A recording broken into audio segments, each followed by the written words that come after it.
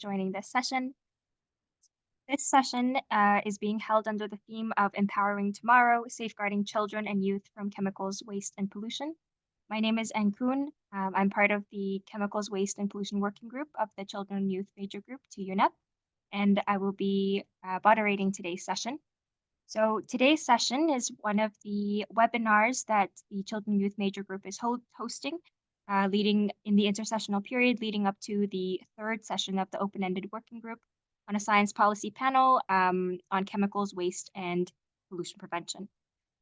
So before we get started with all the wonderful speakers that we have today, just to give you a little bit of a background on the Science Policy Panel and the Open-Ended Working Group. So in March 2022, the UN Environment Assembly resumed its fifth session and decided to establish a science policy panel to further contribute to the sound management of chemicals and waste and to prevent pollution. And in Resolution 5/8, the Environment Assembly also decided to convene an ad hoc open-ended working group to prepare proposals for the science policy panel. And so the third session of this open-ended working group will be hosted in June, mid-June 17th to 21st in Geneva. And so this is one of the webinars that is leading up to that session and in preparation of that session.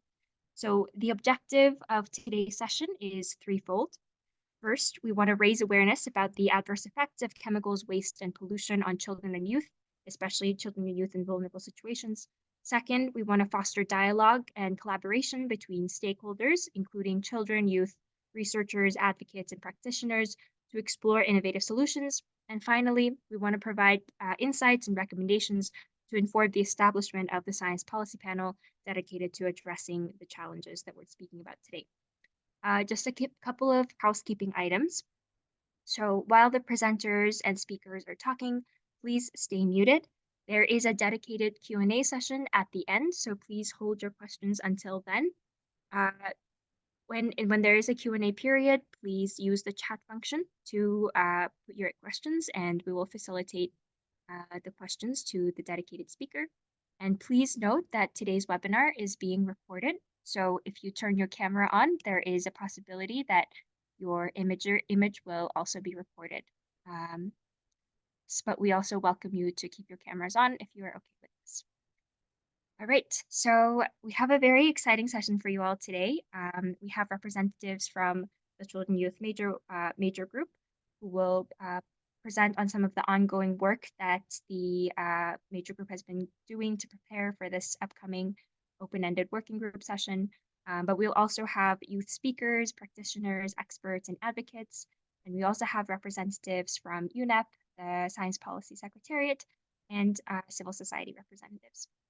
So without further ado, I would like to invite the first opening of this session. I would like to invite Nalini Sharma, Secretariat of the Open-Ended Working Group on a Science Policy Panel on Chemicals, Waste, and Prevention of Pollution at UNEP. Thank you very much, Ankun. Colleagues, it's a pleasure for me to be here on behalf of the Secretariat of the Ad Hoc Open-Ended Working Group to provide some opening remarks at this webinar organized by the Children and Youth Major Group entitled Empowering Tomorrow, Safeguarding Children and Youth from Chemicals, Waste, and Pollution, in advance of the third session of the Ad Hoc Open-Ended Working Group on a Science Policy Panel to contribute further to the sound management of chemicals and waste and to prevent pollution.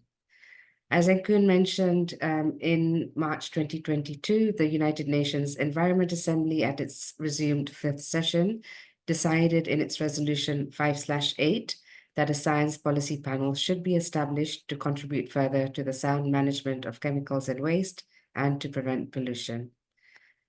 The ad hoc open-ended working group is tasked to prepare proposals for the science policy panel to be established, with the ambition of completing its work by the end of 2024. At its second session, which was held in December last year, the open-ended working group engaged in substantive discussions to come up with proposals for the establishment of a science policy panel, in particular on the issues outlined in paragraphs 5 and 6 of Resolution 5/8. And they agreed on a skeleton outline that included the results of the discussion on the proposals for the panel. And this included on the scope and the functions of the panel, its operating principles, institutional arrangements, evaluation, as well as on relevant processes and procedures for the panel to function. These proposals provided a basis for our continued negotiations at the third session. In addition, the open-ended working group requested the Secretariat to provide draft texts, including on rules of procedure, financial procedures, the process for determining the work program, procedures for the panel's deliverables, and an updated conflict of interest form. The open-ended working group was also requested to develop proposals to be considered by the intergovernmental meeting for consideration of establishing the science policy panel, and to prepare proposals on interim arrangements for consideration and possible approval at the intergovernmental meeting as a basis for discussion at the third session of the working group. Just to highlight that these documents are all available on the Open-Ended Working Group website. They're available in all 6 UN languages and hopefully provide a good basis to finalize the work ahead of us. All in all, as I think many of you are aware, there's a lot of work ahead of us as we will have to finalize the proposals required for the intergovernmental meeting that will establish the future panel in June. And I think to make efficient use of the time at the third session that will take place, as Ingrid mentioned, from the 17th to the 21st of June in Geneva, it will be important to come prepared and focus the negotiations to set foundations of the future panel that holds enormous potential to provide sound scientific evidence relevant for policymakers to take determined, coordinated, and concrete action to transition to resilient, sustainable pathways that address the multiple planetary crises, including for pollution, climate change, and biodiversity loss, and also to help to stimulate the commitment and engagement of relevant stakeholders, including your group, the children and youth community. With that, I thank you very much, Enkun, for inviting me to provide some opening remarks, and I hand the floor back to you. Thank you so much, Nalini. And your point about coming prepared is very well noted. And it is one of the main objectives of this webinar today. All right, so next to deliver also an opening remark, we have Letitia Zobel, the civil society part of the Civil Society Unit of Governor's Affairs Office at UNIP. Please take. Thank you so much, Enkun. I hope you can hear me well. I was a bit late with my setup, and great. So thanks, Enkun and Azil in particular, and the rest of the team that has been putting this amazing and inspiring webinar together. I know it's not the first one. And thanks to Nalini also for making the Secretariat's opening remarks and summarizing it all very well. So I'm just going to welcome everybody. I'm Letitia Zobel from the Civil Society Unit in the Governance Affairs Office in UNEP, as Enkun already mentioned. And I'm extremely proud actually to see how well you've been setting up the webinar, and I'm excited to listen to the colleagues who are connected. And I did see that it is not only the youth major group connecting to this, but many of our science and technology colleagues and NGOs, and probably other major groups whom I haven't seen in this short moment since I'm connected. But just welcoming you, and I really want to congratulate you again for the consistency that you've been showing in providing and ensuring youth engagement on the way of the different open-ended working groups, including obviously the upcoming one, open-ended working group 3, and for always delivering really high quality comments, products, and inspirational thoughts in all our processes on the way to the setup of the SBC. Your ideas and your perspective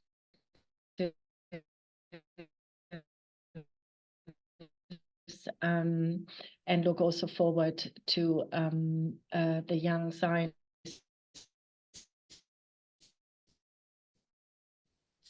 ideas, obviously, webinar of the effects of chemicals, waste, and pollution on children and youth. I find it particularly important, just because we know how much, or we maybe not know enough yet, but how much waste and pollution and chemicals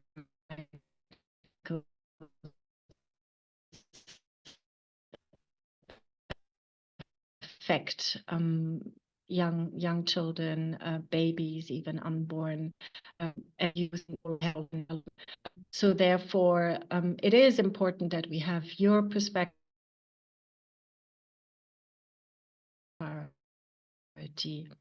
on the agenda. So this is it. I don't think I have anything further to say. I'm looking forward to this webinar and to your contributions, and thank you very much to having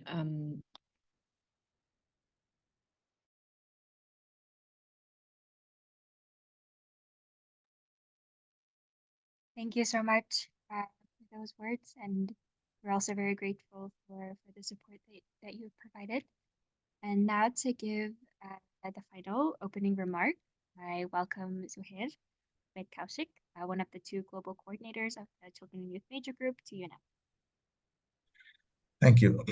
Thank you, Enkun. And this actually gives me the utmost pleasure to address the opening of this webinar, because I was just thinking a bit back, like what we have done in the last couple of months. And I can remember when we started, I personally started, and also the CYMG started this journey towards this SPP from the wave 1.2, because I understand that during the wave 1.1, we were not that prepared. And then from wave 1.2, when we participated with a very small delegation, and we tried to make sure for the next sessions that we will be well prepared. And I think we kind of made promise to Letitia, if I'm not wrong, on ground in Bangkok. And over the years, I think it has already been more than a year. I can see a lot of progress, even within the constituency, that our constituency made huge progress, specifically on the work on the chemicals waste and pollution. Our chemical waste pollution working group has been very, instrumental in facilitating youth engagement, not just in the SPP work process, also in the nitrogen and other processes. And we are actually transcending the border, transcending the boundary. We are actually providing also inputs in the broader event process. As you know, that our working group, chemicals waste and pollution working group, they prepared a collective inputs submission to inform the even a special rapporteur report on gender and toxics. So we are actually informing people with all the experiences, with all the lived experiences, expertise, and knowledge that we got, because I think we have heard this from for many time, that young people perhaps don't necessarily have the scientific knowledge to provide inputs in this kind of technical process. I personally have heard many times, but I think we have proven that wrong. And young people, they literally not just have the scientific knowledge, also they are stakeholders, they are right holders, and they have the lived experience, because we are living in an environment where we are facing all this pollution. Some of the pollution are not perhaps visible in our eyes, but those are not sparing us from getting harmed. So we value UNEP's work on this particular matter, but specifically the effort to convene the science policy panel, and we are actually at the tertiary level now. And we understand that the final session in Geneva is very important for us. That's why we have done a lot of works during the intersessional period. We made the best use. We did research on stakeholder engagement in different existing science policy panels and other processes just to bring forward the best practices. I understand our team has already been putting together a policy brief on these, and we'll be sharing with the Secretariat and member states very, very soon. That's almost finalized, that I understand.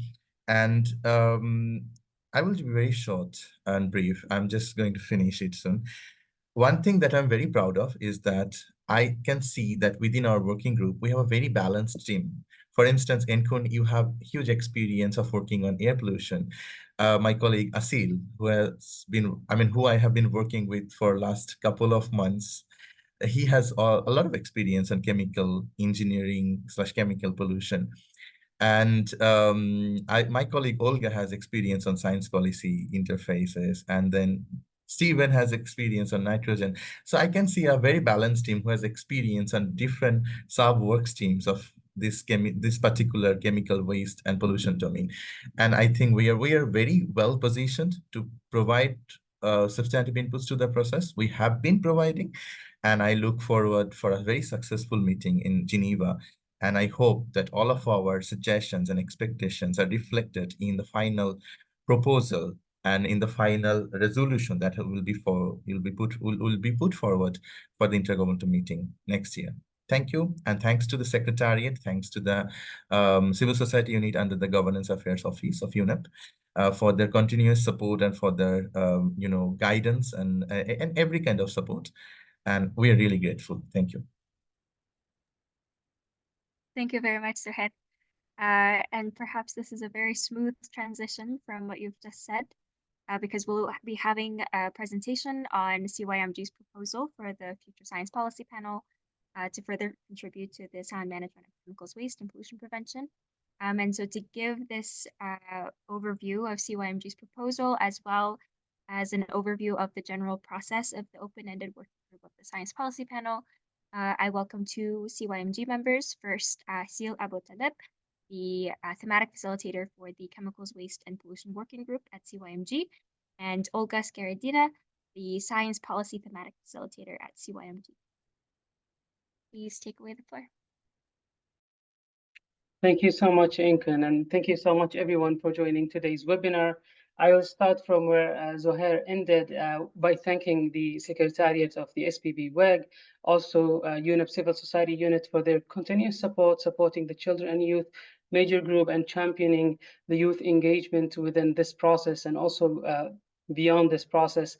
And one great example would be their joining us in this webinar in their off day, considering that today is a public holiday in Nairobi, UNEP headquarters. So thank you so much for your support and enormous efforts that you have been putting in place. Very briefly, Nalini has started and shared some context of the open-ended working group.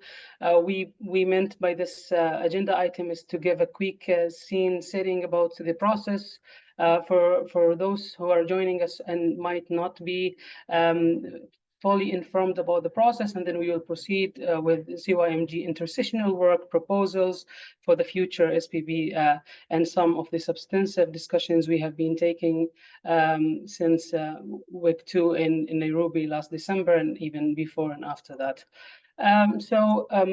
As was mentioned earlier, UNEA is the United Nations Environment Assembly, the highest level decision-making body on the environment, and the process of the open-ended working group started by UNEA Resolution 5/8 with an aim to establish a science policy panel to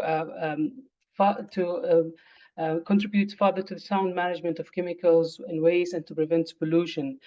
So for more details about the resolutions and about where this process came from, you can go through the UNEP and UNEA webpage and look at the resolution 5/8. So I will skip that and I will focus a little bit more into why do we need a science policy panel for chemicals, waste, and pollution. And actually, one of the objective of this webinar is to highlight the needs of the Science Policy Panel by exploring the impact and the potential impact and effects of chemicals and waste and the hazardous exposure and also the pollution exposure for children and youth and also for the broader human being and the planet. So as you may be aware about the existing science policy panels and the ongoing triple planetary crisis, we are talking about the IPCC a lot when we talk and join any process related to the climate change. And IPCC is the Intergovernmental Panel on Climate Change. And then we have the IPES, which is the Intergovernmental Science Policy Panel on Biodiversity and Ecosystem. And that's also addressing the planetary crisis of the biodiversity laws. And we have the International Resource Panel contributing to assessing and studying the critical resources and the related issues. And then we have a science policy interface with the Global Environment Outlook and reporting and working in producing UNEP's flagship assessment report on the environment.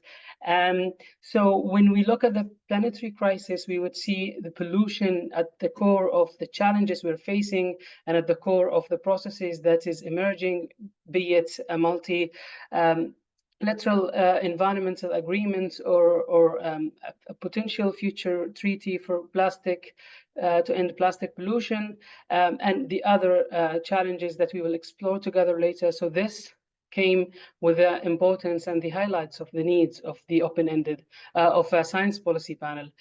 So that was introduced earlier by colleagues, and open-ended working group is having their final meeting and the third session in June with a goal to conclude the proposals. Moving forward towards an intergovernmental meeting to endorse and establish the proposal and start with potentially the first session of the panel early next year. So I'll focus a bit on the intersessional period for the children and youth major group and our engagements since we left Nairobi in December, mid-December last year. We have started to work in informal youth consultations where we addressed the sound management of chemicals and waste and the importance of addressing and mitigating the impacts of broader range of chemicals and prevent pollutions. We also focused on the highly hazardous pesticides within these sessions of consultations towards a global youth environment assembly and the sixth session of the United Nations Environment Assembly, where two resolutions and also other resolutions addressed the thematic area, leaving Nairobi. And after the assembly, we worked on the Zero Waste Day, collaborating with UNEP and also holding a series of online consultations to, as my colleague Zohair mentioned earlier, to inform the thematic report of the United Nations Special Rapporteur on Human Rights and Toxics. And then we started working on virtual roundtables towards building a position and finalizing our priorities and proposals that we will share with you shortly. And later on, it comes this webinar. And we participated in the regional meetings. We have a very quick update on that. That was just concluded yesterday for the past few weeks, covering UNEP regional groups, consultations and preparations for the third session. And finally, we will have the hybrid event youth consultative meeting on the 16th of June. And this is an open invitation for everyone to join us in the open segments and the online segments of the meeting. More details will be shared, and then we will have the WIG 3 meeting. So as we mentioned, we started with the youth consultative meetings earlier, and we prepared the CYMG priorities for the second session of the open-ended working group that was circulated and demanded and presented during the contact groups. This is to get the written submission in our contributions to the thematic report. You can find it in our webpage. You can also find it in the Special Rapporteur dedicated webpage. This is the virtual roundtables and the webinars in between. Just a quick update. So our colleagues from CYMG contributed and attended the in-person regional meetings for the Asia Pacific in China and Africa regional meeting in Ghana, and the Latin American and the Caribbean meeting in Uruguay. And the main three priorities were reiterating the request of establishing youth expert advisory group, reiterating our position on the importance of integrating the principle of intergenerational equity, and then emphasizing the need of strengthening the capacity building function for the future panel. And that was presented in the regional groups with a specific modification for the regional needs. But at the end of the day, youth demands the same requests, speak the same language with some additions to meet the regional context, but still that was a very important contributions from our colleagues. So now I'll cover very quickly some of our positions and priority and policy asks for the third session. And then my colleagues Olga will share more about the aspects of the policy brief and the research and mapping of best practices and on existing science policy interfaces that we have been working in the past few weeks. So, and I would recall that the importance of the diversity and the collective approach that we are taking. So as we mentioned, youth are not just an advocates, youth are not just loud, but they're also having the expertise.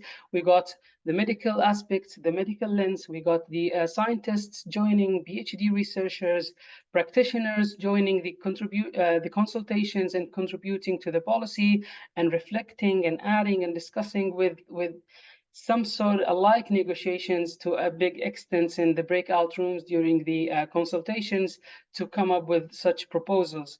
So responding to the Secretariat calls for submissions, we have worked in a submission that will be submitted in writing, and you could go more in details to read more about the proposals, the priorities, and the policy brief that will all be made available upon the submissions, and then we will also make it available in our webpage, in our website.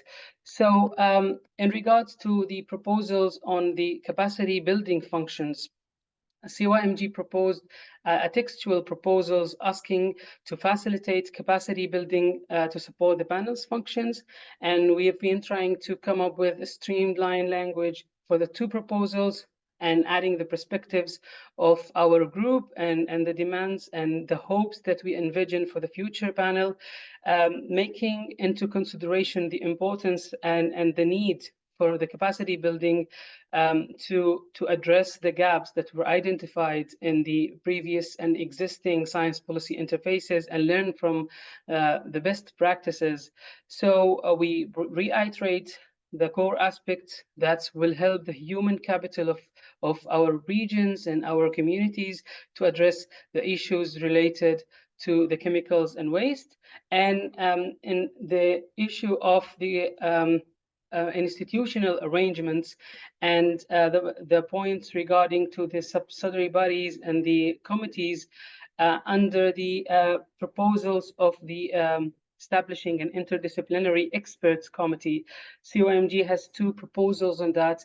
We are advocating and demanding the inclusion of the major group and stakeholder system that will allow an inclusive participation mechanisms and will allow the space for youth that we're mentioning earlier, that they do not belong to a specific organizations or a specific community, to be under the broader range and the broader umbrella of the children and youth major group, and to have a say on the table and to be represented. So that is reflected in the different relevant aspects in the proposals, in the draft rules of procedures and the compilation of the proposal.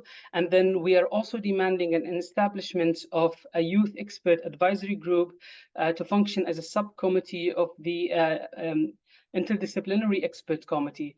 We have worked on more detailed proposals in the Youth Expert Advisory Group, and why do we envision it, and why are we proposing, and the mandate and the composition, and also rationale behind the tasks that this group can add and contribute, including contribution to the work program, engagements and outreach, capacity building, and also bridging the gap between the younger generations and this science policy important interface. And one point to add later on is the intergenerational equity integration and the need to integrate such principles in the proposals.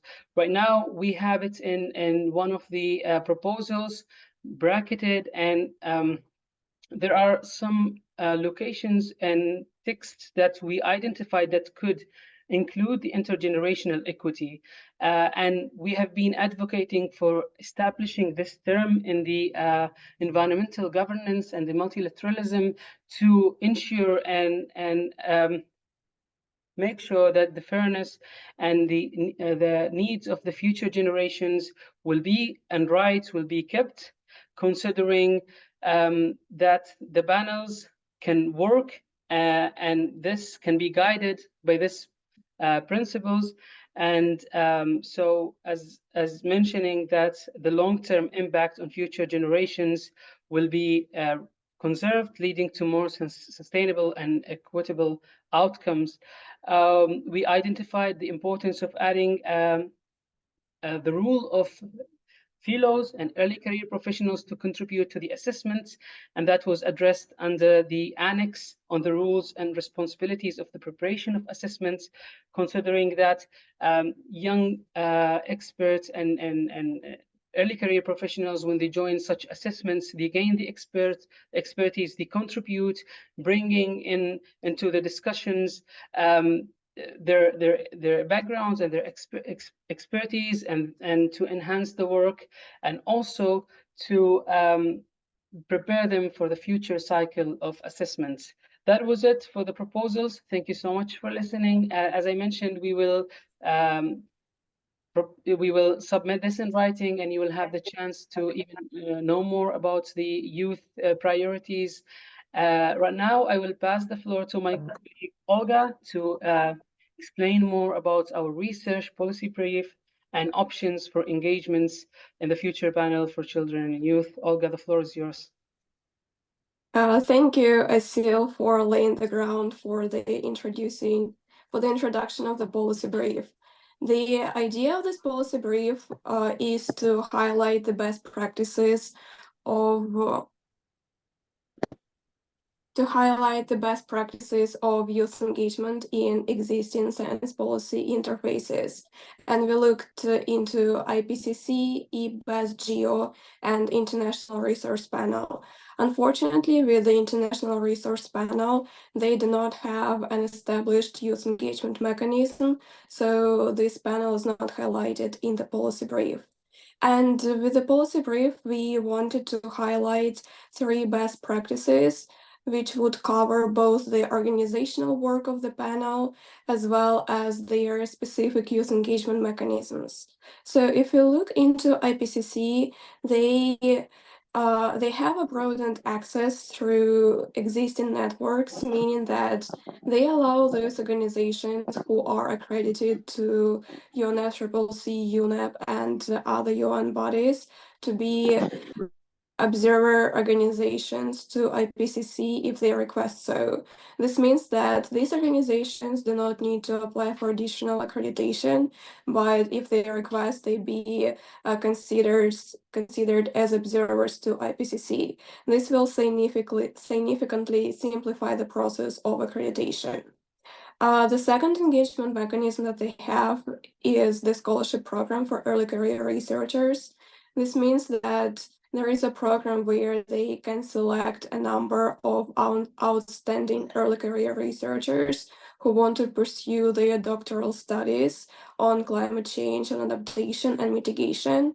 And these scholars would receive scholarships to pursue their doctoral studies and contribute to the science of climate change.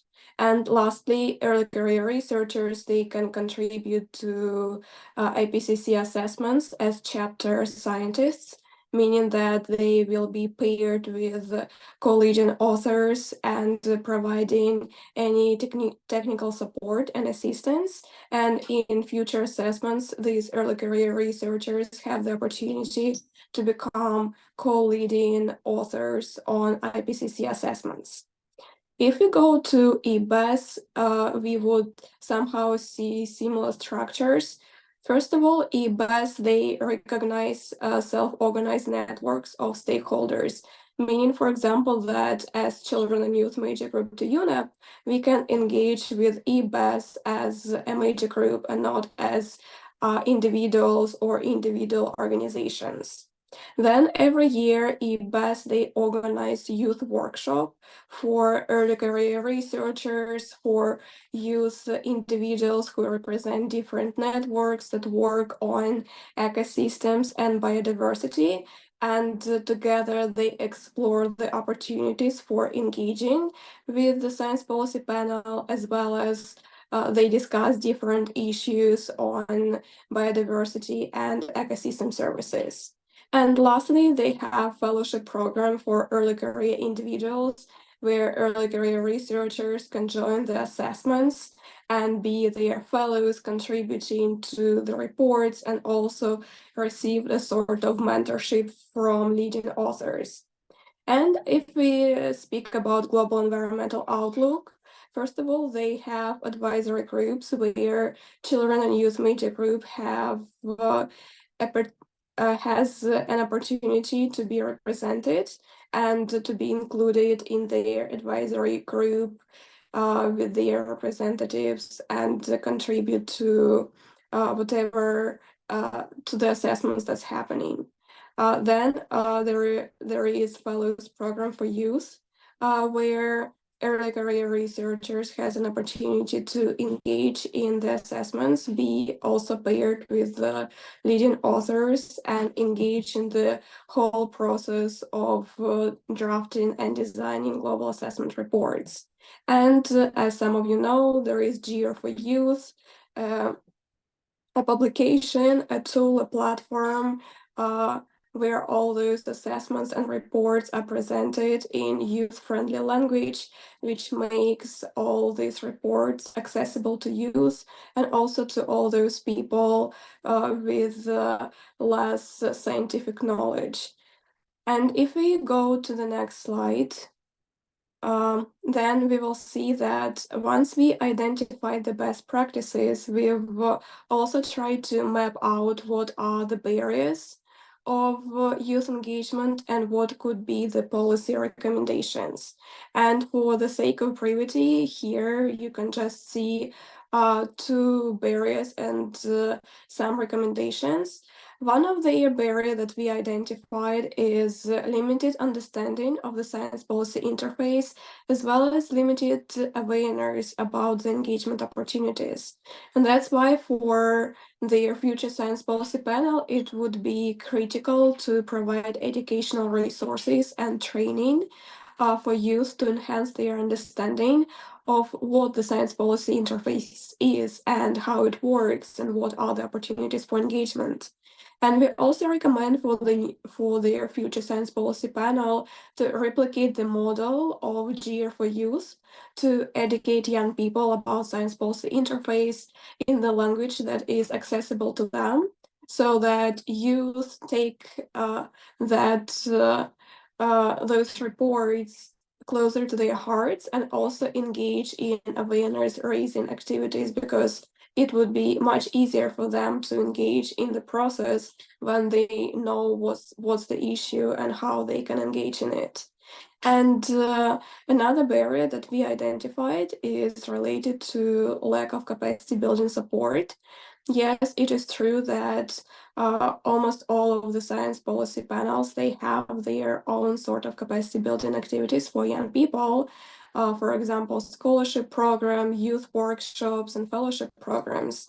But the panel would be much more strengthened if it is a combination of those best practices rather than just one mechanism for youth participation. And if we talk about youth participation through all those programs, it could be only 10, 20 people engaging. But if we present a combination of strategies, then we will enhance the awareness about science policy panels, and we will also build their capacities of young people much broader. And it's also important to provide mentorship programs for a broader network of young people so that they learn about the activities of the science policy panel and build their skills and transfer those skills to other youth and to their communities. And that is why we identified 3 key messages that come right out of this brief. If we move to the next slide. So as I still mentioned, one of the key messages is establishing a youth experts advisory group. Within Children and Youth Major Group, as Zuhair and Asil have already mentioned, we have so many young people with diverse expertise, which comes from either their lived experience, either from their academic background or other expertise that they have. And that's why it's important for us as young people to contribute to the work of the science policy panel. And it would be much easier if we have an established mechanism as a youth experts advisory group. Then the second message is that we have the best practices, that's true, and the panel should learn from what is out there. But at the same time, the panel should address the shortcomings and persistent barriers of what we've identified as limited knowledge, limited awareness, accessibility, inclusivity, and participation, and be innovative in approaching and addressing these barriers. And lastly, yes, that's true that in Geneva, that would be the last cycle of negotiations. But after that, there would be definitely meetings on how to engage with stakeholders, and the stakeholder engagement strategy should be developed and co-designed with young people through a public consultation process so that young people can engage in it freely and co-design with the Secretariat on what is best for them and how the panel can best address their needs and how young people can best engage and contribute with their expertise. With that, I give the floor to Ankun. Thank you very much, both Asil and Olga, for that very brief but very thorough overview of CYMG's position as well as the policy brief. And with that, without further ado, we have a very exciting presentation next on exposure to hazardous chemicals and children's rights violations. And this presentation will be put by Suzanne Astic, the Policy and Advocacy Advisor on Children's Rights and Chemicals at the Children's Rights International Network. So, hi, Suzanne. Hello, thank you very much. Thanks a lot. I hope you can see the presentation on your screen. Does it work? Yeah, perfect.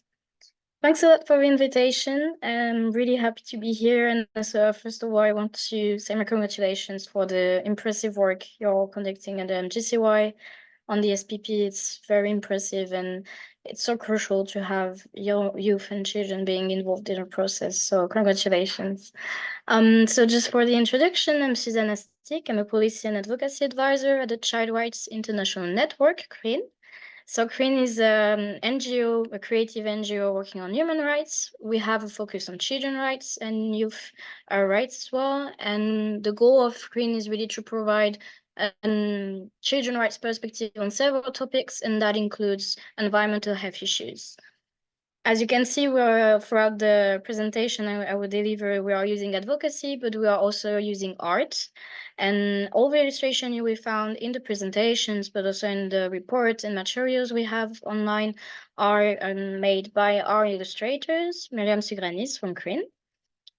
So maybe just to give you just an overview of what CRIN is really working on regarding to children's rights violation and exposure to hazardous chemicals.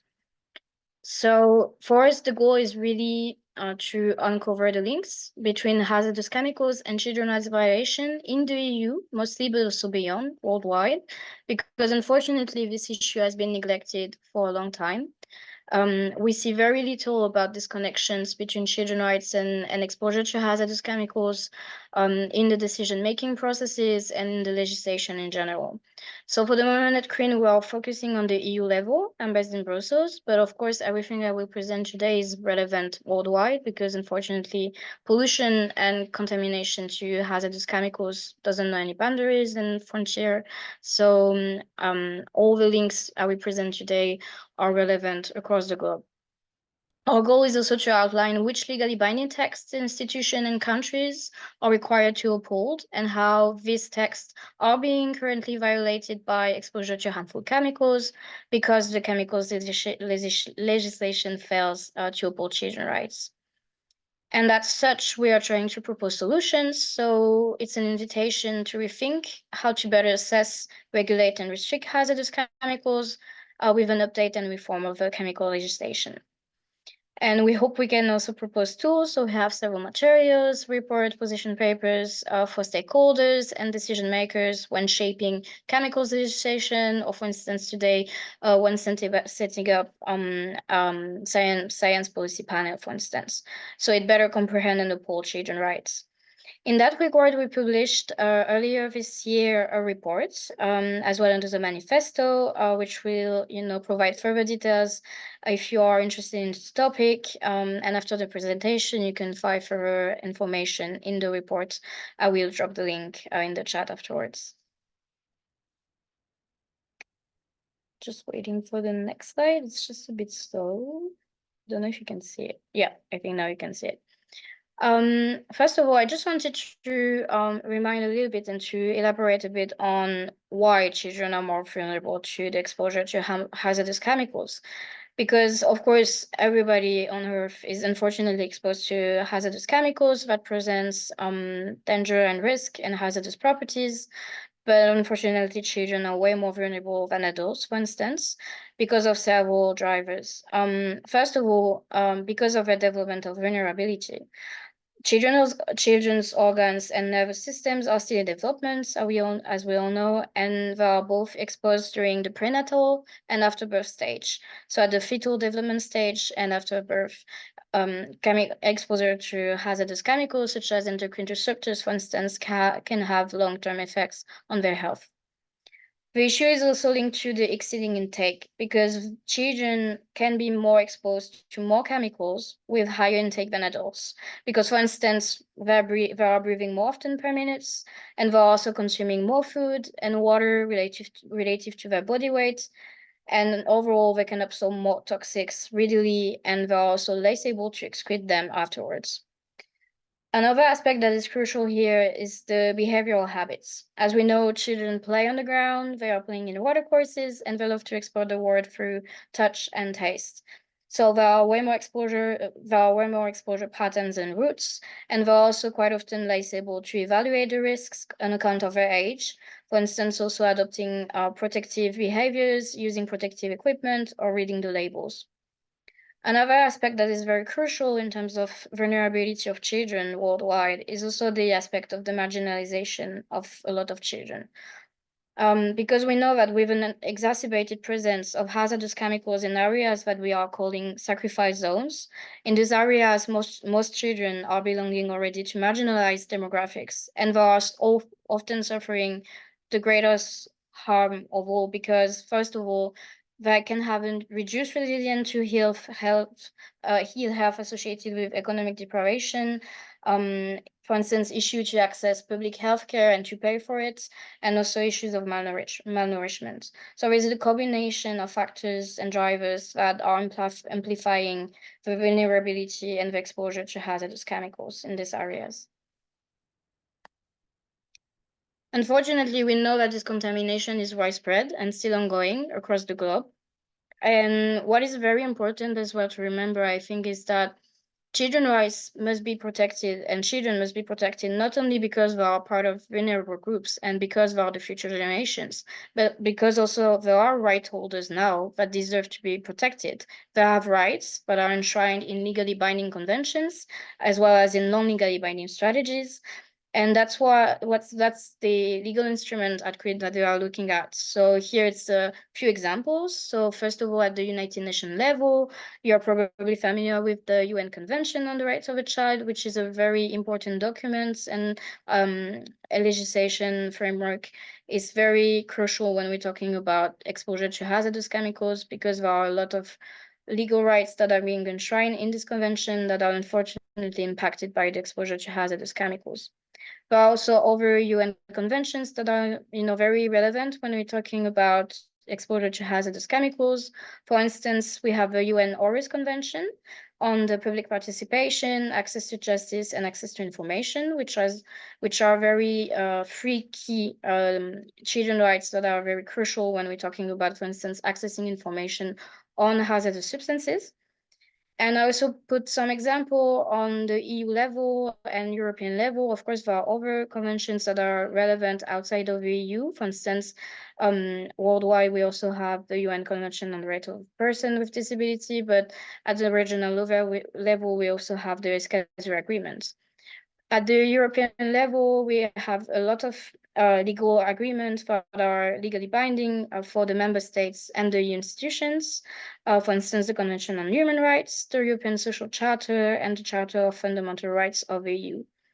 So it's very important to remind also the member states and the states in general that they are legally bound to respect and uphold these children's rights that are being enshrined in this text. Some of the texts that are very relevant when you think about children's rights and hazardous chemicals are the strategies. And for instance, at the EU level, as part of the Green Deal, we got two, the one strategy that is really important on chemicals is a chemical strategy for sustainability, which recognizes that vulnerable groups, including children, should be better protected against the exposure to hazardous chemicals. And at the EU level, we also had the adoption of a really cornerstone document, which is the EU Strategy on the Rights of a Child, which prescribes a lot of wide range of children's rights that the EU institution and the member states should respect and uphold. Finally, there is also a very wide body of documents that are very relevant and very important to consider when we're looking at children's rights and hazardous chemicals. Those are the UN experts report and recommendations, so we can think about everything that is issued by the Committee on the Rights of a Child, the CRC. We also have key reports provided by the special rapporteurs, for instance, the special rapporteurs on human rights and toxic, as well as a rapporteur on the environment and human rights. And there have been key recommendations issued also by the Human Rights Council, as well as the UN General Assembly. So I will just present the key aspects of the convention and also some relevant reports from the UN experts, because it really connects the dots between the exposure to hazardous chemicals and the children's rights violation, which, as I said, unfortunately, this issue has been neglected, although UN experts have been raising awareness about it and have been warning about this violation for several years now. So just to mention, regarding to the UN Convention on the Right of a Child, there are plenty of human rights enshrined in this convention that are unfortunately impacted by the exposure to hazardous chemicals. The most obvious is, of course, the rights to health and to life, for instance, as well as to the highest attainable standard of health and to develop as a person to the maximum extent possible. Quite often, unfortunately, these rights are being impacted by the early exposure to, for instance, very hazardous substances such as harmful pesticides, PFAS, so the forever pollutants, or other endocrine disrupting chemicals. Relevantly, there is also the right to education and to play safely, to recreation, and to have access to leisure. There is also very relevantly the right to physical integrity, which is quite often neglected. Physical integrity means that any non-consensual physical or mental intrusion against the body constitutes a human rights violation. And the Special Rapporteur on Human Rights are Toxic actually recognized that the exposure to harmful chemicals represents a violation of his right to bodily integrity.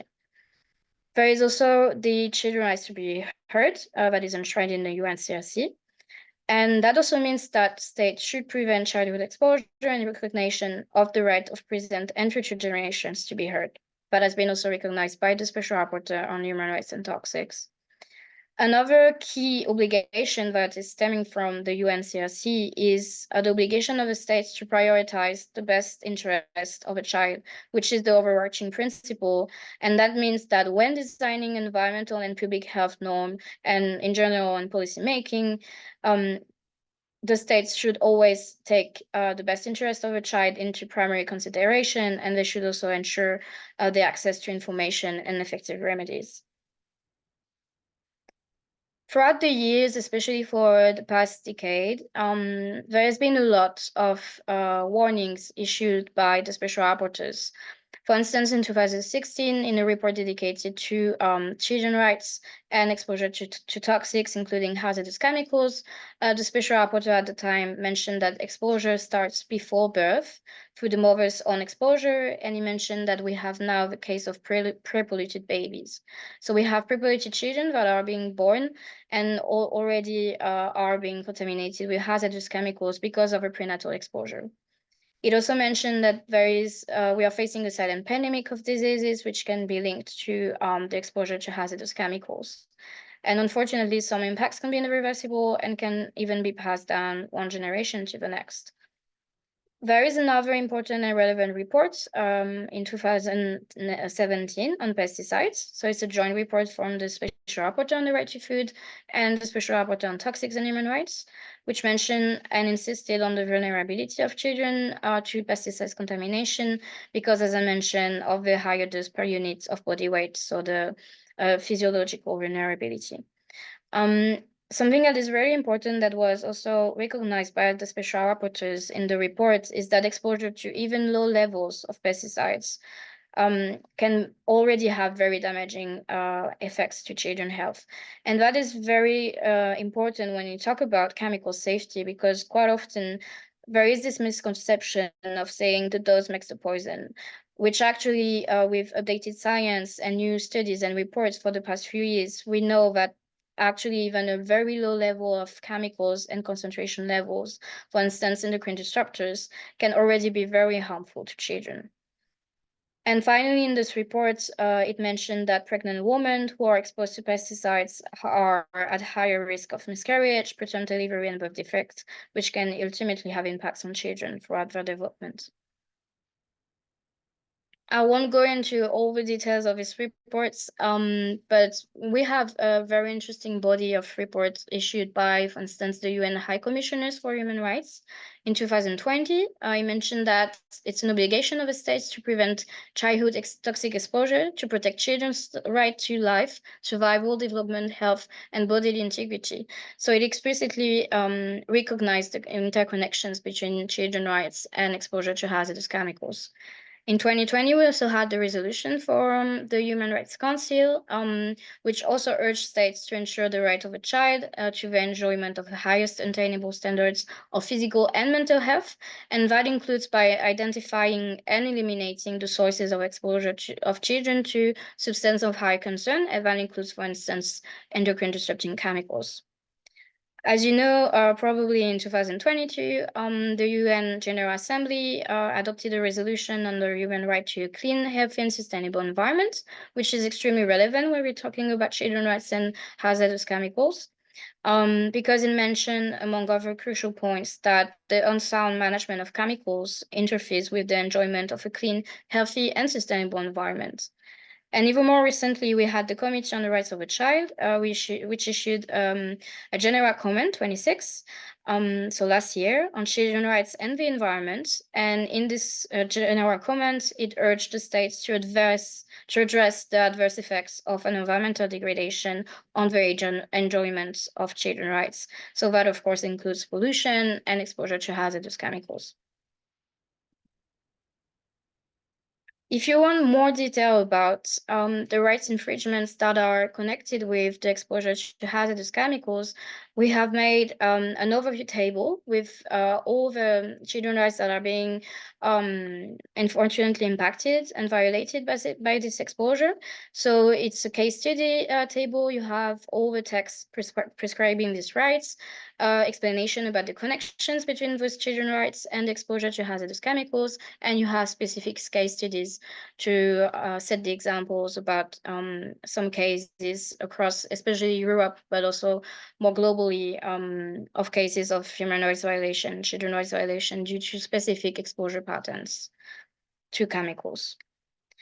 Just to give you some key examples here that are further detailed in the reports, we can, for instance, link the right to health to some violation because of the exposure to hazardous pesticides. So, for instance, we can still find hazardous pesticides in what we call sensitive areas. So even in playground, in schools, in public gardens where children are playing. So that's a direct violation to the right to health because this exposure can eventually be linked to development of several diseases, cancer, and other, for instance, brain impairments. There is also the right to play. This one, unfortunately, has also been impacted, for instance, with the case of exposure to hazardous chemicals. We can find in toys throughout the globe. So we can, for instance, find in toys some PFAS, so for pollutants, as well as some bisphenols, which are two very concerning substances. There are also issues related to the right to access to justice and remedies when we're talking about exposure to hazardous chemicals. Because unfortunately, we see very often that there are severe loopholes in that regards under the existing chemicals legislation. For instance, at the EU level, we have the horizontal legislation REACH and also the classification, labeling, packaging of chemicals, which are the key two legislation in the EU. And unfortunately, under this chemicals legislation, we don't have any right to access to justice and remedies for the victims of chemical contamination, for instance, or in case of pollution of the environment. There is also the right to discrimination that is very relevant when we're talking about children's rights and hazardous chemicals, because as I mentioned, we still have a lot of children living in sacrifice zone where the level of contamination and pollution are way higher. And there is also the issue of exports of very hazardous chemicals that are prohibited in the EU, but that EU companies are still being allowed to export to non-EU countries. And finally, another example I wanted to mention is the right to physical integrity, because as I mentioned, it's very connected to chemicals exposure. And we had the case of early exposure to glyphosate because scientists showed that prenatal exposure could have long-term effects on throughout the entire life of a child when the mother has been exposed to high level of this herbicide, glyphosate. So that's only an overview. I think, if I have to conclude this presentation, is really the key message is to always bear in mind that exposure to hazardous chemicals comes with violation of children's rights. And unfortunately, the legislation so far is not doing enough. And overall, children's rights should always be the key compass for decision making, including on the establishment of a science policy panel on chemicals, waste, and pollution prevention. So that's it from the presentation. I will drop the link to the reports in the chat. You can also find more resources online on our website, as well as more illustration available online as well. I will share all the links. If you have any questions, I remain available also during the Q&A, but also via email that you can see here on the slide. So don't hesitate to reach out. And thanks again to the major group for the invitation. Thank you. Thank you very much, Suzanne, for that very important presentation. I also have to say that illustrations are very important and make your points come to life. They're very pressing. So we'll move on to the next part of this webinar. And the next part of the webinar will be insights from 3 youth practitioners who will be presenting on the impact and health consequences of chemicals, waste, and pollution on the health of children and youth. And to lead to present the first discussion will be Sonia Buftheim, the co-chair of the International Pollutants Elimination Network Youth Caucus, as well as the Toxics and Zero Waste Senior Officer at Nexus 3 Foundation. Sonia, can you hear me? Yes. Yes. Can you hear me Hello. clearly? Yes, we can. Oh, okay. Thank you. Yeah. So yeah. Oh, okay. Just I started now. Hello, everyone. Good morning, good afternoon, good evening from Indonesia. Yeah, I hope that your choice to take part in this webinar on Friday will be useful. Thank you to Children Youth Matter Group for giving us the opportunity to share some views related to the SPP. So I'm Sonia Buftim, like I was mentioned before. So I'm an environmental chemist and senior officer for the Toxic and Zero Waste program at Nexus Foundation, and I'm representing the IPAN Youth Caucus as well. Yeah, next, please. Yeah, this is next. Yeah, this is just the outline of our discussion today, just in general, and how scientific-based advocacy has so far been carried by many entities. We'll discuss more and exchange views regarding the SPP process, and like all the previous presenters already mentioned a lot of things about the SPP and the process. So I just share it in general. Yeah, next. Before I maybe will briefly introduce my alliance and organization. This is the Nexus 3 Foundation profile. So to give an overview of our organization and what we've done so far. So previously known as Bali Focus, we focus a lot on chemicals management issue as well as health and development issues for toxics free future. Yeah, next. So yeah, we are the part of the IPAN, International Pollutant Elimination Network as well. IPAN is a global network that creates a healthier world where society and the environment are no longer harmed by the productions, use, and disposal of toxic chemicals. So IPAN consists of more than around like 600 NGOs in more than 120 countries, especially low and middle income countries, to build a global movement for a toxic-free future. So IPAN Youth is the youth caucus under IPAN.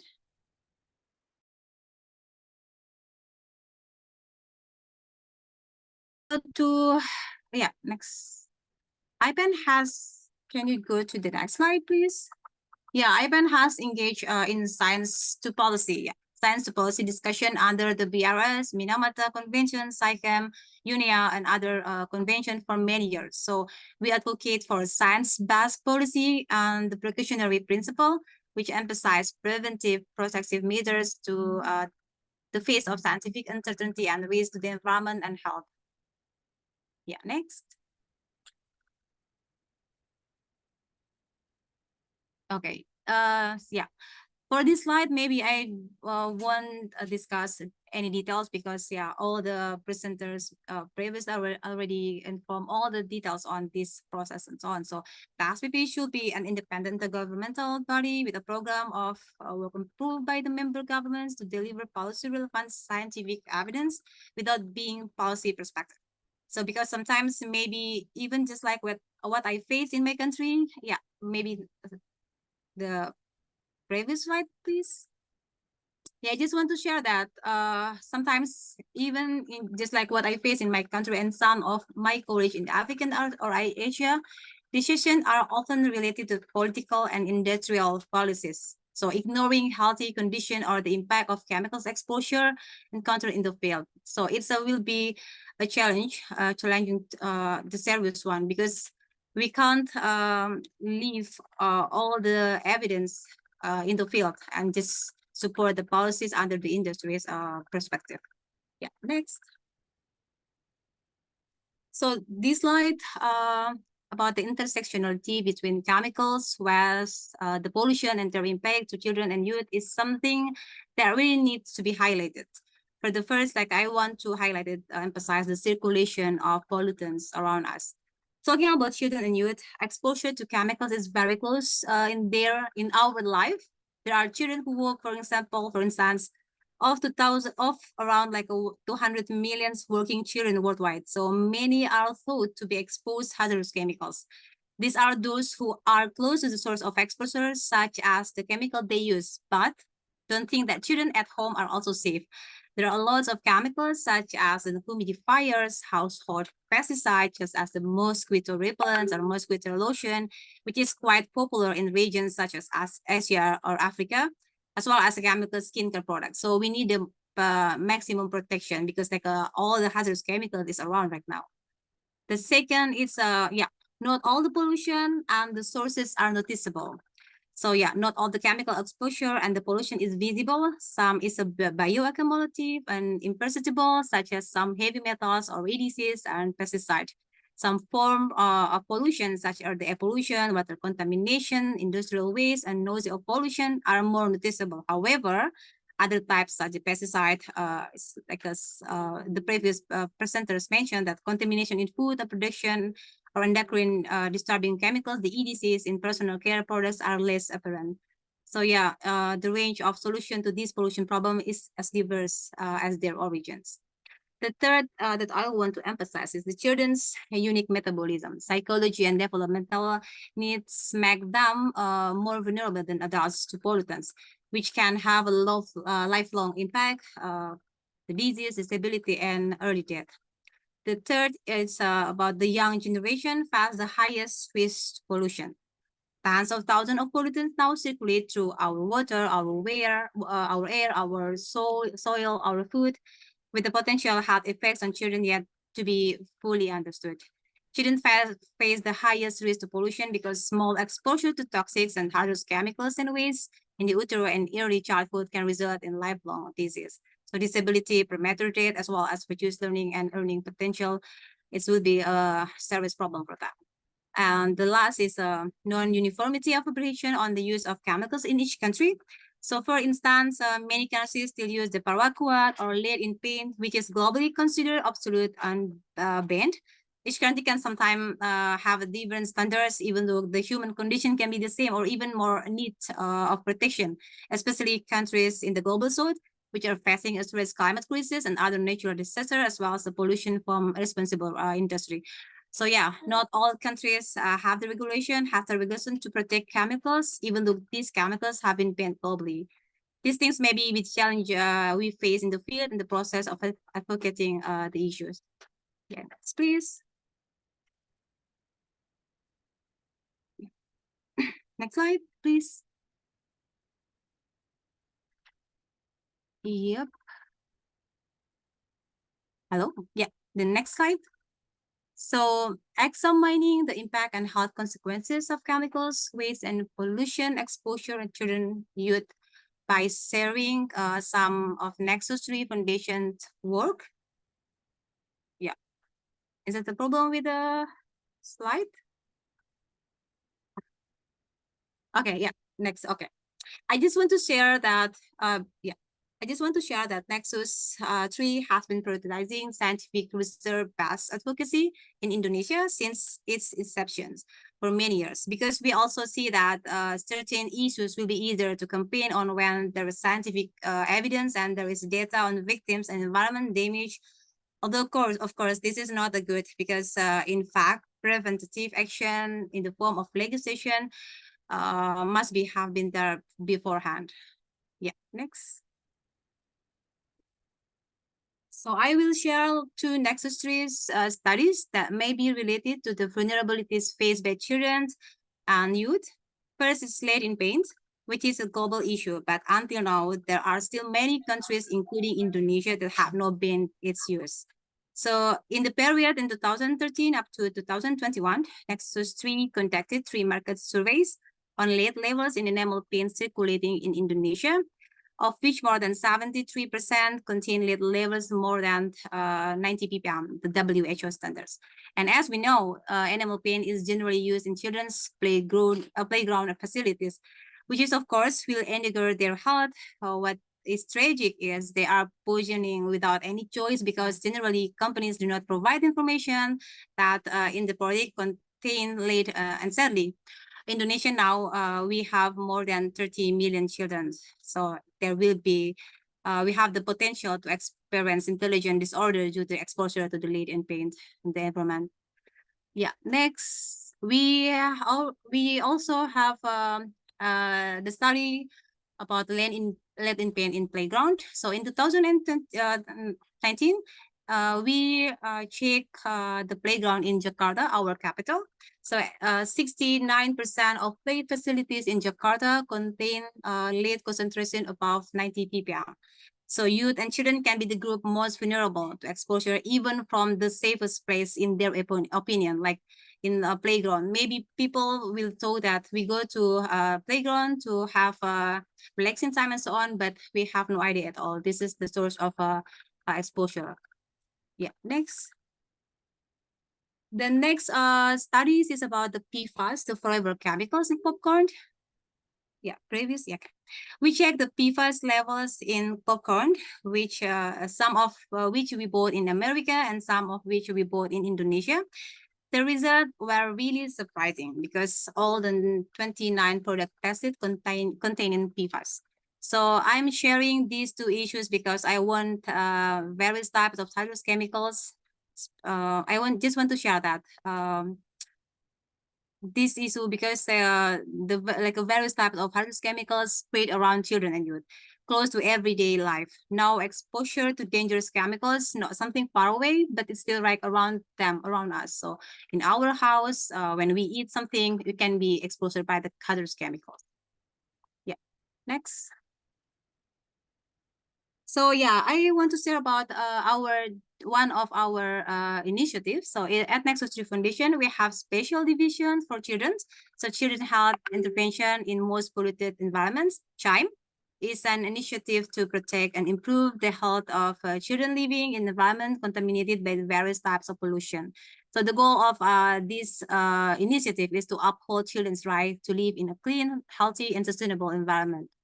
There's some activities that carry us by CHIME, such as like the campaign to increase environmental awareness and advocacy for children's rights, increasing the capacity of children and youth through environment training, citizen science. So we try to introduce a simple way to detect, to check the quality of their life around, and also the peer-to-peer education. And we do have like a research-based activities to investigate the impact of pollution exposure on children's environment. So this activity involves not only children, but also teenagers. So in school, in some community, we preparing them to holistic knowledge regarding the environment damage that is very easy to see around them right now. Yeah, next please. Maybe it will be like my last part. So here's some recommendation or maybe like inputs that has been, actually some inputs that has been mentioned by several previous presenters. So I think that participation should be inclusive and interdisciplinary to ensure a wide range of experts' voices are heard, including the youth. Then focus on prevention because exposure to chemicals is generally damaging and irreversible. So prevention is the best way. Then the inclusivity and equality provides opportunity for all the entities, including TSO, the civil society organization, and the young groups as well.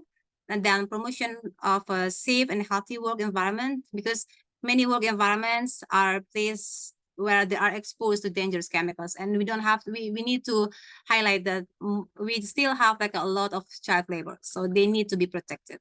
So the right to know about the material is used in sometimes neglected. So sometimes the worker have no idea what kind of chemicals they're dealing with.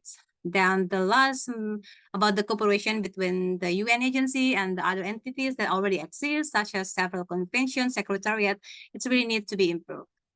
Yeah, maybe, okay, thank you very much. That's the last slide for me. You can just contact me if we have like a discussion and so on, but we still have like the Q&A discussion session. So yeah, thank you very much. Over to you, Thank you very Anku. much, Sonia. Thank you very much, Sonia. And I will go right over to our next speaker, Tuyana Norbayeva, the project manager at Eco Accord. Tuyana, are you with us? Yes, I'm here. Thank you. Hi. Hello. Please take it away.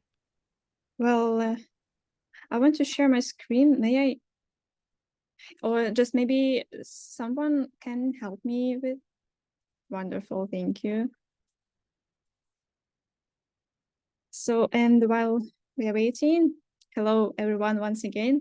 Warm greetings from Russia. Well, it could be a little bit noisy as from outside. It's a bit rainy right now, but still, Well, my name is Tuyana, and I'm a member of IPEN Youth Caucus, and IPEN is CCA Regional Coordinator, Assistant, and Project Manager of EcoAccord.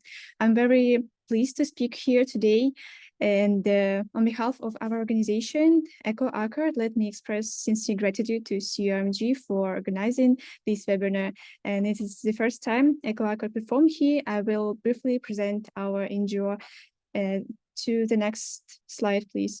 EcoAccord is one of the oldest environmental non-governmental organization in modern Russia that was established in 1992 by the Moscow State University alumnus. We work in areas that are directly connected to chemical safety, and as a member of IPEN and IPEN's regional hub for Eastern Europe, Central Asia, and Caucasus countries, we provide both scientific and consultative work. So the toxic chemicals exposure on children and youth, that is the topic of our webinar today, is that area that have never been left behind, but somehow constantly appears as an emergency global problem.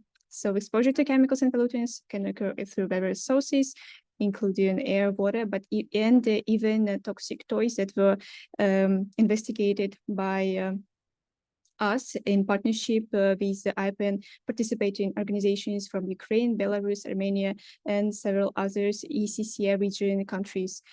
In each of them, we have found a tremendous amounts of toxic additives to children toys, even heavy metals such as mercury, lead, or cadmium. Also, we have found in other research asbestos in baby powders. I will show you still at this slide, the previous one. So we can see one of the famous, well-recognized toy called Chiburaska. There's a huge concentration level of lead, or yes, of lead. And the insights of these results are the following: that producers must become more aware of issues concerning toxic substances in children products. Manufacturers should actively improve their manufacturing process and design to reduce and ultimately eliminate all hazardous substances in their products, especially toxic metals. And one of the big gaps that was revealed in this research is that the consumers have not been even aware of that these toys are toxic, as it was sold as like a safe one, and it was not labeled correctly, or the information on that was incorrect at all. And on the next slide, you can see one of the previous cases that is also connected to toxic toys in our region. In 2022, such toy as Huggy Wuggy was massively removed from sales in Russian stores and afterwards in other countries. As the study by local NGO revealed that these toys were unsafe and contaminated around 90% levels of phenol, that is a toxic one. It affects the brain tissue. In case of regular contact with such toy, the child might become lethargic, drowsy, might have headaches, dizziness, and the local reaction also might appear on the skin in the form of redness. Itching is also possible. In contact with small doses of phenol, dermatitis may appear in case of accumulation of these substances in the body. There may be chronic poisoning with kidney damage. And moving on to the regulatory basis in our region, all the toxic toys are under regulation of the technical regulations of the customs union that was entered into force in 2011 on the safety of toys. We have noted in our previous researches that these technical regulations are lacking of regulating several categories of children toys, such as accessories or swimming diving sets and others. So in 2024, in this year, in May, these technical regulations were amended, and not now, but well, in September, it will include new categories such as flavor toys, stuffed toys, and others, but still it's lacking these categories that we highlighted previously. Moving on to the one of two last slides, some of the key insights that I wanted to highlight today. That the youth practitioners, such as teachers, social workers, and others, play a crucial role in addressing the impacts of chemicals, waste, and pollution on children and youth. By working closely with young individuals and their families, youth practitioners can provide education on the dangers of pollution and help identify and address health concerns that may arise.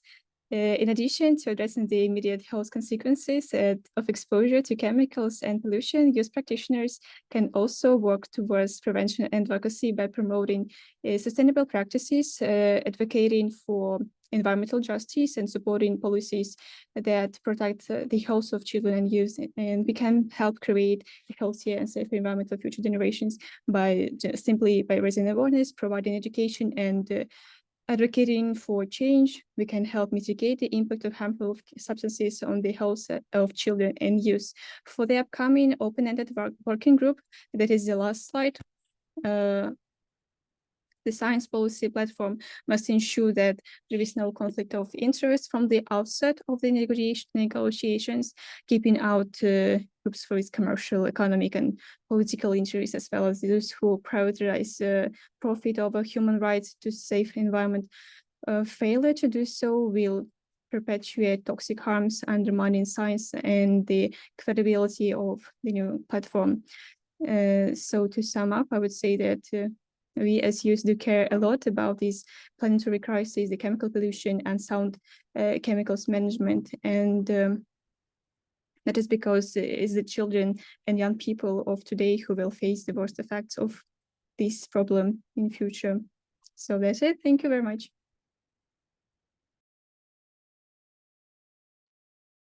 Thank you very much, Tayana. And we'll move on to our last youth speaker, Fitria, who's a medical doctor and an environmental health activist. Fitria, please take the floor. Thank you, Ankun. I'm going to share my screen for the presentation.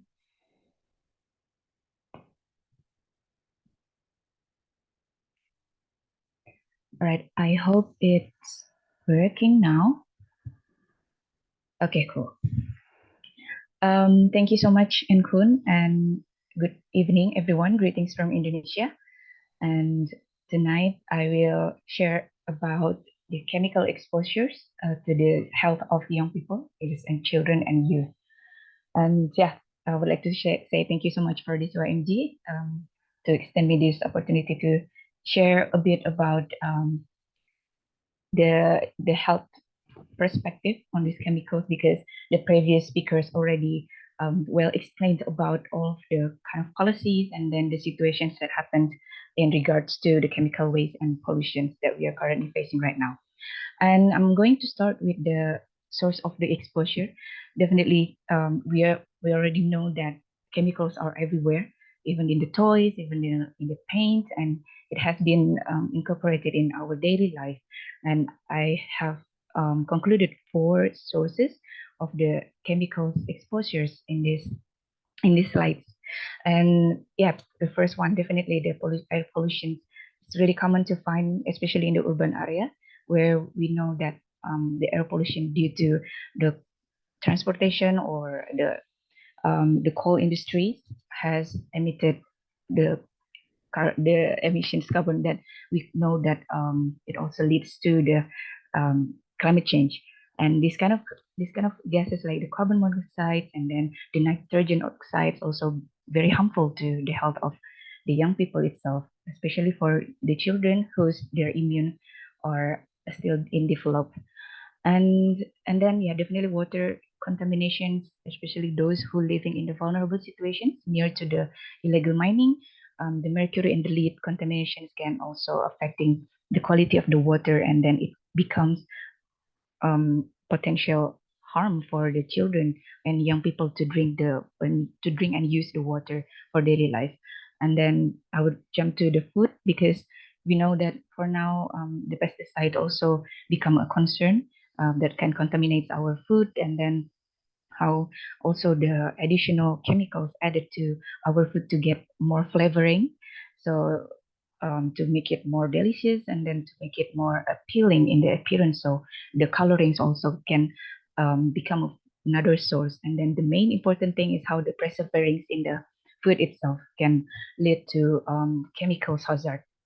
And then daily products, every day we have been contacted with many chemicals, and such example are very easy chemicals that we use in our home, maybe to get rid the insects that might has leave traces for the chemicals in the floor, in the air itself, and then become a pollutions. And then building materials, I think several speakers already emphasized how the threat of lead in the paint also become a concern.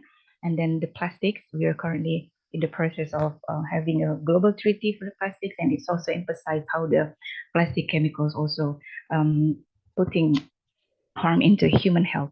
And then talking also about the asbestos in the construction materials, and these kind of sources putting people, the young people, into a vulnerable situation that they can get affected in the long term or in the short term. And why young people? Why it's children and youth? So the thing is, children and youth, we are young people.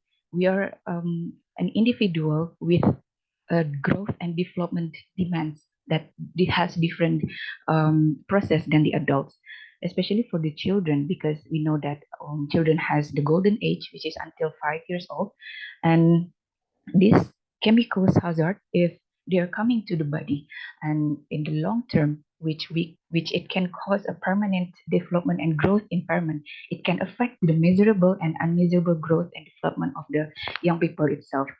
And definitely we don't want our future generations to have health concerns due to the chemicals exposure in the long term run. Even in the short term run, they can cause many side effects to the health of the children and youth. And the fact that children absorb pollutants and are less able to metabolize or eliminate toxic substance from their bodies compared to the adults. And definitely I will elaborate later in the next slide. And this kind of bit more medical, but please let me know if you guys confused or there are some terms that I need to clarify later in the chat box. So understanding the process of how the toxins happen in our body, including how it can manifest in several clinical issues, and also actually this cycle, we can talk about this cycle also in the pharmacology, where when we take medicine, and this we call it pharmacokinetics and pharmacodynamics.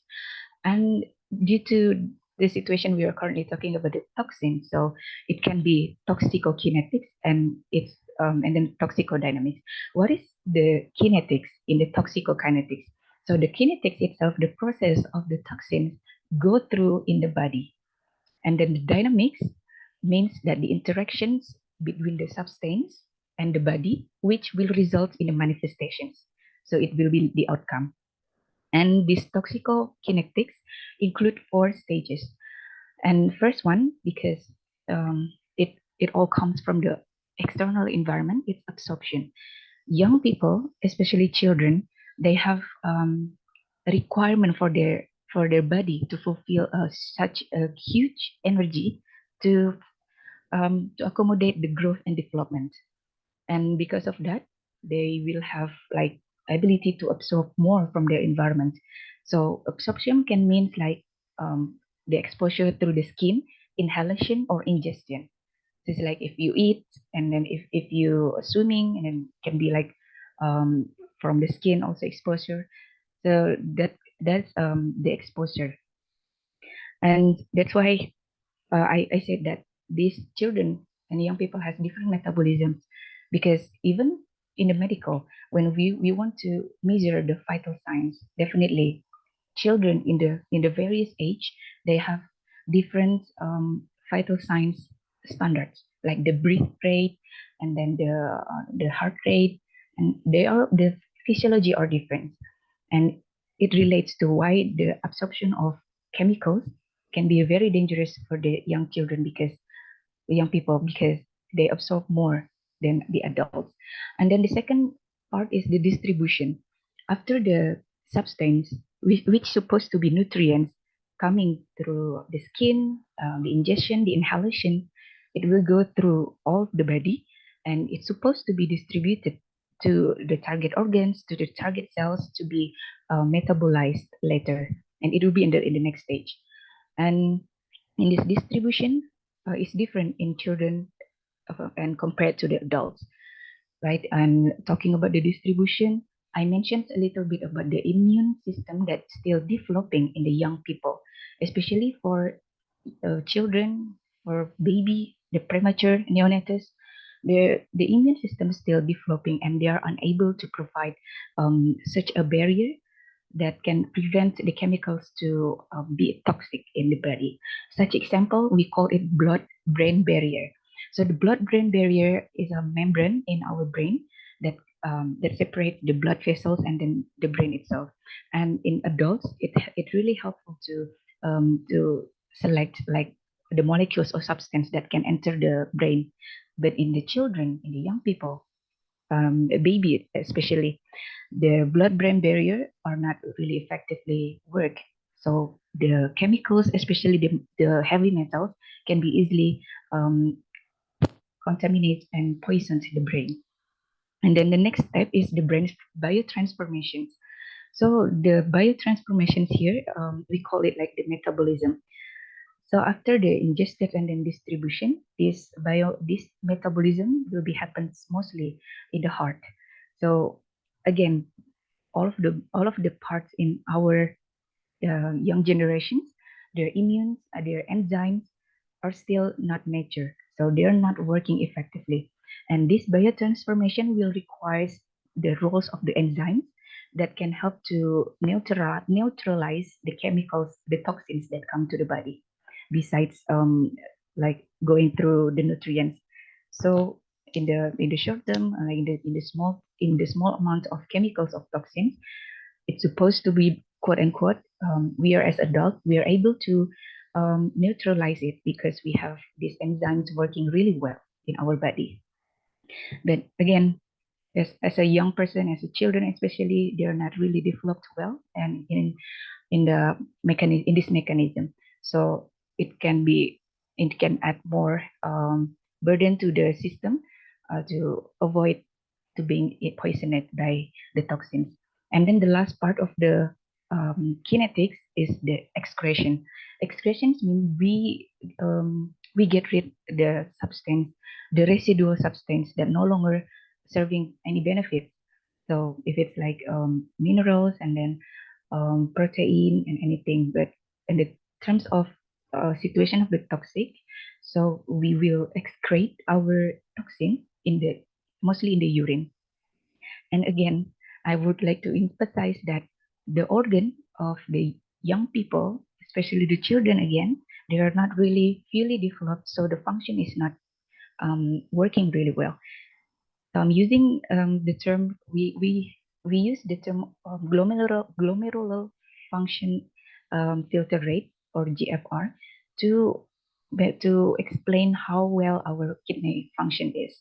And this GFR in the children is not really function well, especially in the premature infants. And then again, it will inhibit them to get rid of the toxins that come to their body, and it again become like a cycle, devil cycle. It will never end if it comes to the short long-term exposure for them. And then at the end, the manifestation can be the acute and then can be in the chronic or long-term, which I will show case studies at the end to show how this chemicals exposure making impact to the health of children and youth. All right. So I hope everyone already get the idea why it's really important to underscore the health as the part of concerning issues, why we should work on the chemical and waste and to prevent the pollution. Because, yeah, as I mentioned before, the chemicals can disrupt the children growth and development. Even before the child born, it's already mentioned that the impact and then the exposure can be through the pregnant women, which the chemicals like the heavy metal can transmit through the placenta to the baby itself, and definitely it will be very dangerous for the fetus. And youth also can be impacted by these chemicals, and then definitely we are as the productive age, and several research has emphasized that chemicals that target the ovary can therefore have a significant effect on fertility, menstrual cycle, and then timing of puberty, menopause, and even shorten a woman's reproductive lifespan. And it also promotes tumor or cancer on the ovarium. And it's not only happened to the female, but also happening to the male that the higher metal amounts in the body, such as mercury, can lead to lower sperm quality because there is no enough nutrition that provided in the body. So yeah, it leads to infertility. That's kind of highlights that I want to put. And then this is the case studies.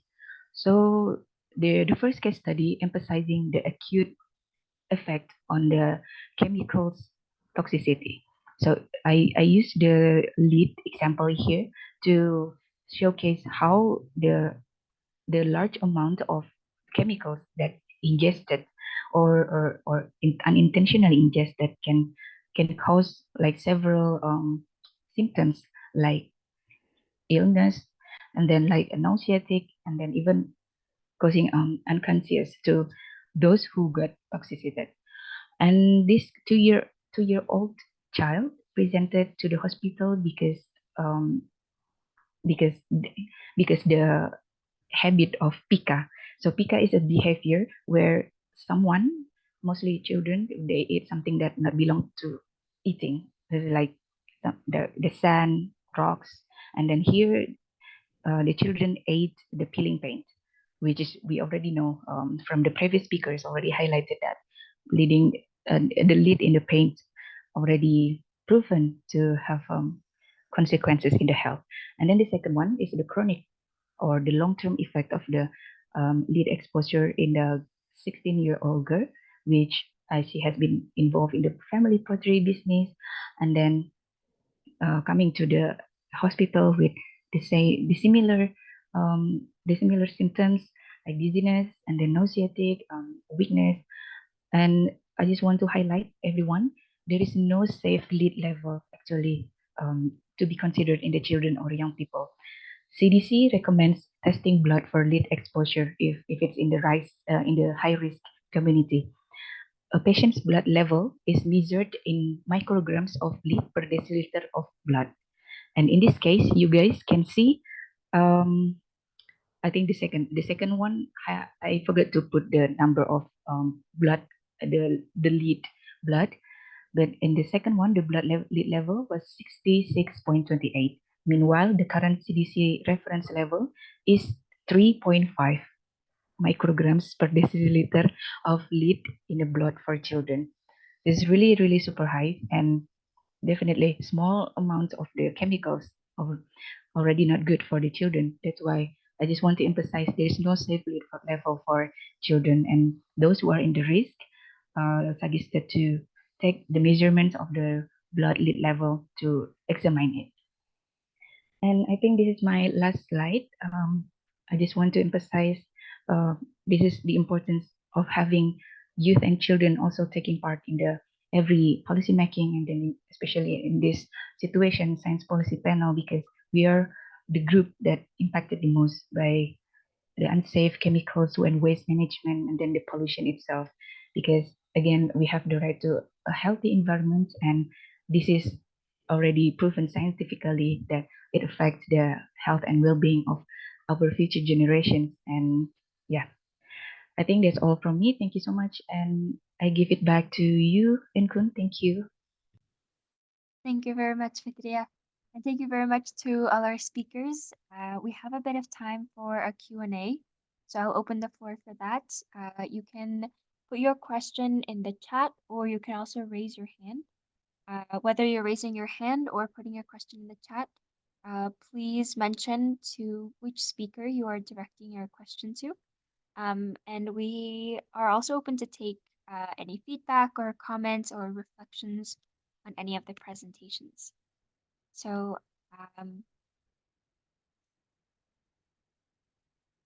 yes, if there is anything, please let me know.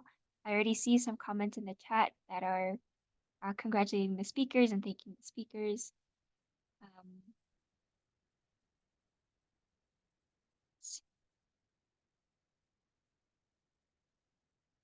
There is a comment on the last presentation, Fitria's presentation, very interesting data, and that it would be good to know the interventions that are being used to treat lead poisoning cases and to prevent re-exposure.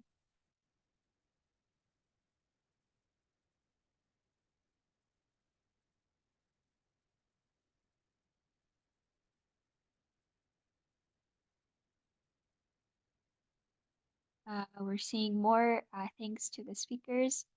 I also see that during one of the presentations. Can I ask something? Yes, of course. Oh yeah. I just want to know that maybe I missed some of discussion, but I just want to know that how youth will be represented at the plenary and secure a seat, for instance, for youth representative, which will be the main body of the future science policy panel. Thank you. Thank you, Sonia. Can I direct that question to Asil? Yes, thank you, Sonia, for the question. If I understood correctly, she was referring to the future panel. Is that correct, Sonia? Yes, yeah. Yeah, so at the moment, what we are envisioning is we are trying to advocate for the inclusion of the major group system. So such approach will automatically ensure seats for dedicated seats for the children and youth major group. So that will be represented during as an observer. So under the umbrella of that.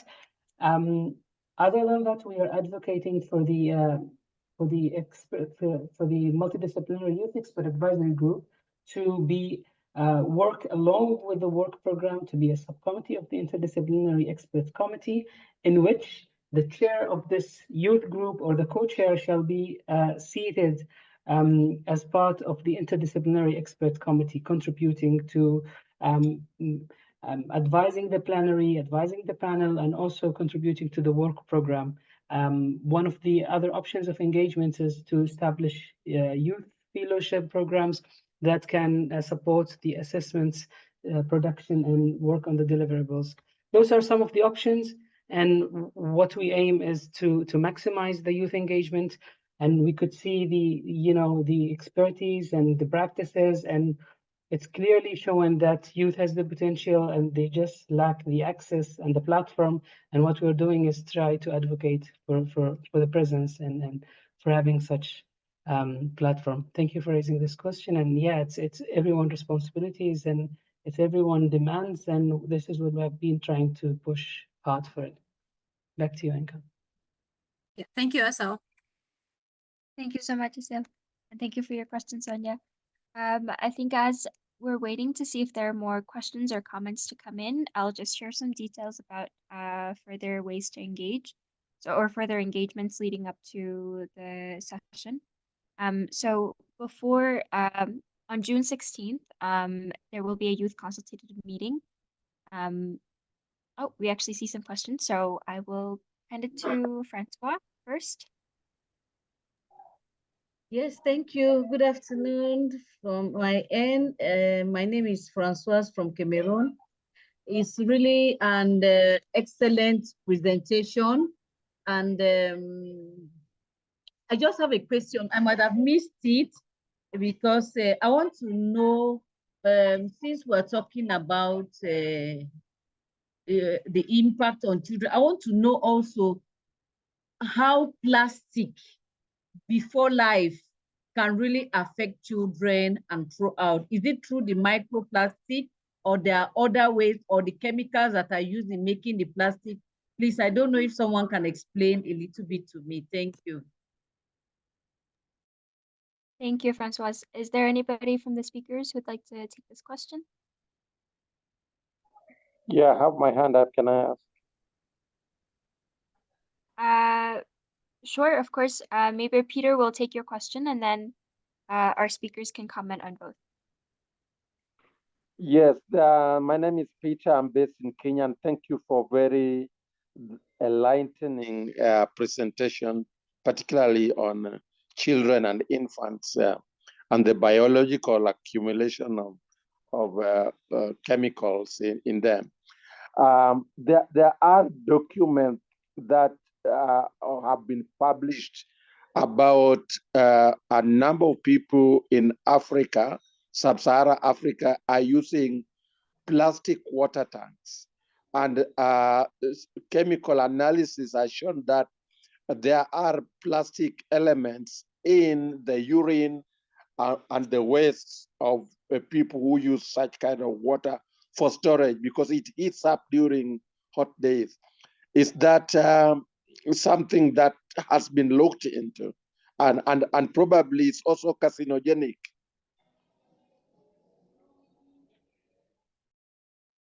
Thank you, Peter. So both of the questions are asking about plastics. So Francoise, your plastics was more about plastics exposure in children, and Peter, you're asking about plastic water tanks, and if this is something that has been researched.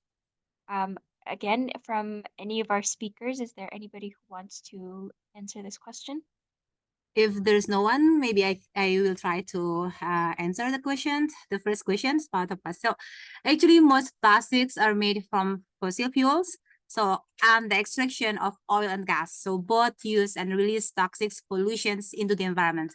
And the chemicals of concern can be released from plastic along its entire life cycle during not only the extraction of raw materials, production of polymers and manufacture of plastic products, but also the use of plastic products at the end of their life. So particularly when waste is not properly managed, finding their way to the air, water, and soil. So every single cycle of the plastic will will release toxic pollutants into the environment. Yeah, thank you. I would like to add a little bit, Enkun. Okay, thank you. So regarding to the plastic, because I think nowadays when we talk about the plastic, it is both the state of the microplastics that has been raised very huge concerns for the scientists and researchers, and also how the chemicals also part of the contaminated chemicals in the human body. But here, as I read the journals itself, it has shown several documentations that the microplastics can go through the placenta to the fetus or the baby in the pregnancy woman, and also through the physiology and then the process, the breast milk also can be contaminated by the microplastic and then ingested by the baby. So I think due to the science developments and then the technology right now, we are kind of lucky to be able to identify more potential hazards in our life, especially in the chemicals itself, because when we are talking about the development, like how the chemicals and especially the microplastic or the chemicals in the plastic affecting the baby or the fetus, it definitely has a strong relations, especially when the microplastic or the chemicals interrupting the development of the fetus in the first trimester, which is the first 3 months of the pregnancy. It can be really fatal because either the woman can get miscarriage, or the baby will develop imperfectly, like congenital malformations or anything, because the human conception is really complex, and small disruptions from both from the physical or from the chemicals can interrupt this process for a human to be fully developed within the womb. So I hope this can help to add more perspective on that. Thank you. Thanks, Fitria. Zohair, I see your hand up. Yeah, thank you. And Kun, I think there's a question in the chat by Bashir regarding, okay, let me just find out. Yes, climate change, the Yes, role of how climate change exacerbating role the risks. posed by chemicals and pollution to the children and youth. So, I mean, normally the connection that we find is that how the pollution and maybe just I would like to flip it a bit, like how chemicals and pollution exacerbate climate change. As you know, that the different chemicals and the gases, those are like very much what's that called? Uh, those are potential to trap heats. And as you know, that the connection with the global warming, like we have the nitrogen pollution, which has connection with the climate change, and we have a lot of short-lived climate pollutants or HFCs, which are exacerbating global warming. And if you see in another way, that's not kind of a question, like that's not something maybe that we can directly connect, but this is coming from my personal experience that when there is a it's also something I have faced. One of my family members, my mother, has faced, like where there is a flood or a cyclone, especially the parts I live in Bangladesh. We have a lot of cyclones here, and when we have the cyclone, we have the storm surges and the flood. The water stands still there for many, many days, and then it becomes a waterlogged condition. And then we have chemicals around our places, right? Because we use pesticides, a lot of pesticides. We have plastics around our places, and then we have a lot of chemicals, maybe in the air, in the land, in the soil, in the water. And then when they get connected with the the logged water, then it becomes toxic water. And I can remember in 2007, my mom got exposed those kind of toxic water because the entire area was inundated for a month after a devastating cyclone, and she got skin disease, which took for her to for which took 2 years for her to get cured. This is how there's a lot of connection, and that's why we're talking about triple planetary crisis. Perhaps we're gonna discuss all those interplays in one call, but I think we need more studies, and on this future science policy panel perhaps will assess the areas of intersectionalities. Yeah. And then another question about the representation of indigenous people and the local communities. I think this is not perhaps the best place to discuss discuss about the representation of particular group or community. Rather, we'll find any next webinar to discuss about this. Thank you. Thank you so much, Zohair. And I will take Suzanne, but unfortunately, this will be the last hand as we have to wrap up the session as we're running out of time. So, Suzanne, please take. Thank you very much. I'll be very short on the climate issue. I think something that is also very often falling under the radar is the other way around, like the contribution of the chemical industry to climate change.